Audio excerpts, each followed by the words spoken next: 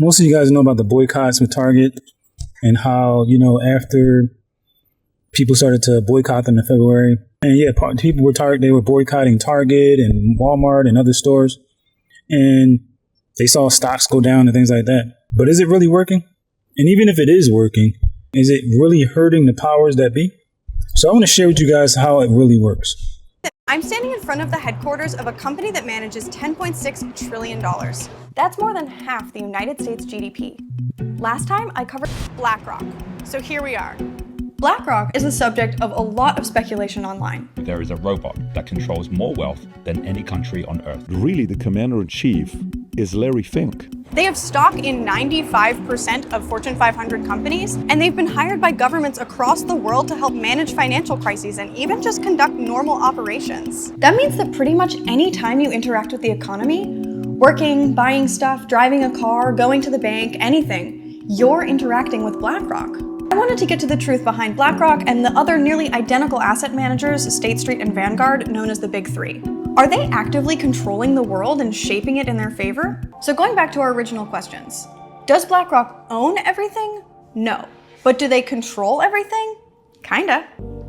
They profit off of every bit of your life while controlling just the minimum amount they need to make sure they can continue profiting off of every bit of your life. So the reason I made this video is for everyone who's been participating in the boycotting of Target and different places, is to tell you that it might be a good idea to stay out of it. Because it's leading the people involved somewhere, and it's not good. And I want to be clear, it's not about Target, it's not about Walmart, it's not even about race. It's about souls. And it always has been and it always will be. But how Satan and the Most High gets those souls, that's what's important. And it seems like right now they're using politics, religion, and race to create a civil on-site. And that's code for the other three-letter word that I'm not going to use. Civil on-site, a race on-site, and other on-sites all over the world. Because when you think about it, when you do it like that, there's no individual that can be blamed, especially when all the people had their hand in it. And this is why I'm a big advocate of getting out while you can and staying out. And what I'm speaking of is Babylon, the Matrix, which is a system and an ideology.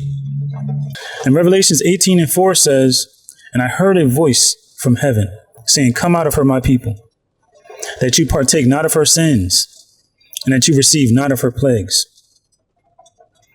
In Romans 12:2 it says, "And be not conformed to this world, but be transformed by the renewing of your mind, that you approve what is that good and perfect and acceptable and perfect will of God."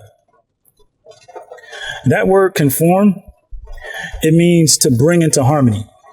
So be not brought into harmony with this world or Babylon.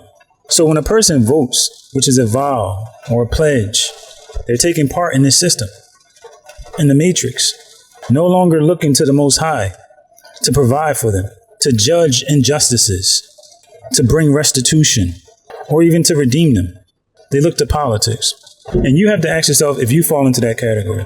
And if you do, a good question to ask is if that ideology and that mindset is leading you to our Father, if it's leading you to our Father or if it's leading you to the Antichrist. Because let me tell you, most of these injustices and systematic disparities, they only exist for the purpose of the Antichrist bringing a solution. And that's why in Revelations 12:9, it said that Satan deceived the world.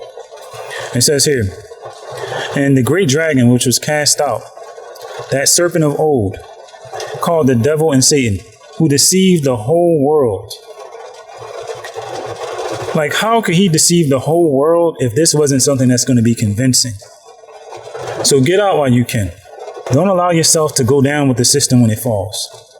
To allow pastors to convince you that you boycotting Target is going to bring change and, it's going to move the needle. And you got to understand, these powerful titans, they own everything. You can't hurt them by boycotting a place. So don't get behind the program and the message of these puppet leaders that are just leading the masses to the beast. I'll end with this. The children of Israel, when they were in Egypt, They couldn't be delivered from that world empire that was enslaving them with the vote. They couldn't be delivered with a protest. Their deliverance only came when they collectively cried out to our Heavenly Father. Here's what Paul said. Circumcision is nothing, uncircumcision is nothing. But keeping the commandments of the Most High is what matters. So if you couple keeping his commandments with crying out to our Father, that's when we're going to see real change. God bless.